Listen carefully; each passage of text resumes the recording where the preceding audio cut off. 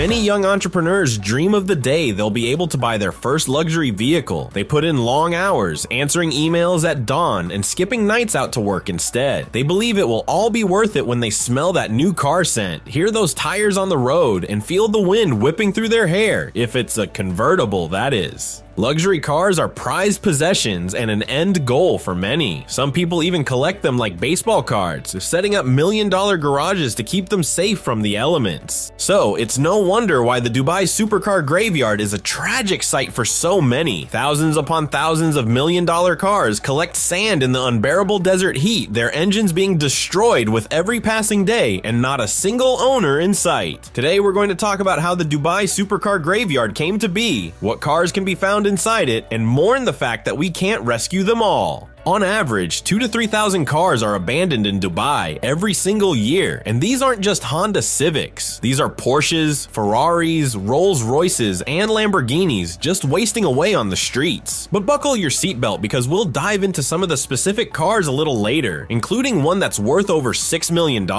In the United States, normally when you see an abandoned car, it's a 1980s junker rotting in a field somewhere. But in Dubai, the locals are incredibly accustomed to strolling by cars worth $500,000 or more that are completely covered in sand. Even writing "wash me in the dust" just doesn't quite cut it here. But why are these cars abandoned exactly? Well, for quite a few reasons. In the United Arab Emirates, up until 2016, under Sharia law, debt was a criminal offense that meant jail time, and there were no bankruptcy laws, which meant no protection for people who got in over their heads. And there were, and still are, a lot of individuals getting in over their heads. Dubai is a city known for being luxurious. Young entrepreneurs feel as though they have to step up to the plate and rival already established business people. That means staying in fancy hotels, dining at expensive restaurants, and showing up to meetings in cars that cost more than the down payment on a house. The culture is incredibly tied to luxury and wealth, so it only makes sense that individuals would try to walk that walk. Unfortunately, not all business plans work out. Some people run out of cash and can't pay for the expensive houses and cars they bought when money was flowing in. In most countries, that's stressful but survivable. But in Dubai, this means trouble. Debt regularly lands people in prison, and prison isn't a place you want to be in the United Arab Emirates. When one prison was surveyed in the mid-2000s, the capacity was revealed to be at 178%.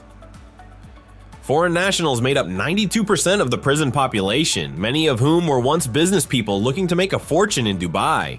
With all this being said, it makes sense that people would fear going to prison in Dubai so much. And when something as simple as a missed payment or a bounced check can lead to prison time, it's no wonder why so many people flee the country. And when people flee the country, they've got to leave everything behind. That's why so many expensive cars are left in airport parking lots. In fact, almost all the abandoned cars are left there. There are cars left with the keys in the ignition, cars left with maxed out credit cards in the driver's seat, and even cars left with apology notes on the windshield. The owners of these cars hop on a plane heading back to their native country to escape punishment for their debts. In 2008 and 2009, the car graveyards began to reach their peak when the economy crashed around the world. The United Arab Emirates was hit particularly hard. Jobs that used to earn six figures were suddenly non-existent, oil was selling for dirt cheap, and imports and exports weren't flowing like they used to. Thousands of people were forced to flee to escape their debts, and that, my dear viewers, is how you end up with luxury car graveyards that look like this.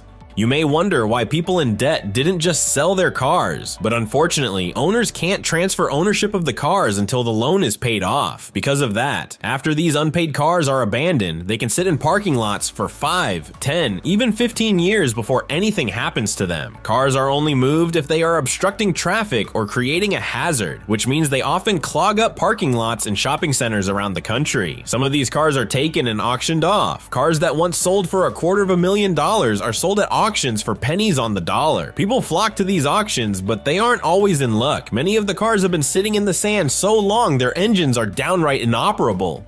However, there are many people that see the opportunity in these luxury car graveyards. In 2019, a company called Hush Hush put out an advertisement looking for a supercar scout they could send to Dubai. The job entailed flying to Dubai, living in the city, and searching through these car graveyards to find cars worth buying and saving. However, it's not as easy as finding a car you want and buying it. This job also means investigating to find the original owner of the car and negotiating with them. Since the original owners fled due to crime, it's not exactly an easy task. Regardless, the job pays $30,000 per year plus commission and gives you a chance to stand in the desert and look at incredible cars.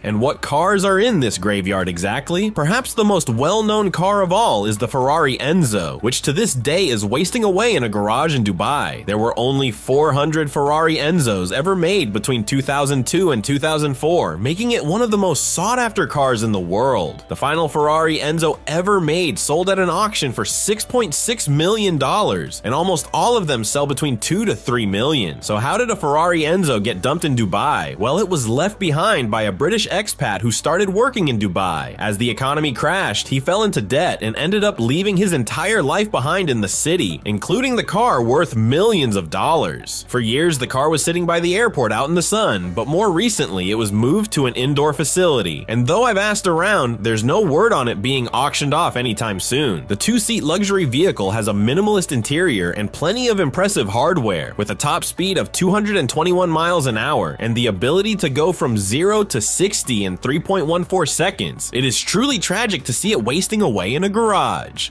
However, that Enzo isn't the only impressive Ferrari sitting in Dubai. It was recently documented that a 2015 Ferrari California T was moved into one of the indoor facilities. Priced at around $100,000, the Ferrari California T is a much-loved car that can zip from 0 to 60 in 3.5 seconds, though the sleek interior and convertible aspect are a huge draw for many fans, including myself. However, when the car goes to auction eventually, bidding is expected to start around $30,000. On a good day, a prospective buyer can scoop up this $100,000 car for $40,000, even $35,000. While the graveyard situation is tragic, it does have its benefits for the person who's in the right place at the right time. As they say, one man's trash is another man's treasure. One of the most popular cars left behind happens to be a Rolls Royce, which usually sells for around $200,000 to $300,000. They're known for being driver-oriented cars with dozens of luxury touches to make the ride as smooth as possible. So at least we know the previous owner's drive to the airport was done in comfort. So there you have it, the history of the Dubai supercar graveyard and all the poor luxury cars that are decaying inside. Who wants to come dumpster diving with me in Dubai? Let me know in the comments down below. If you enjoyed the video, make sure to leave a like and subscribe.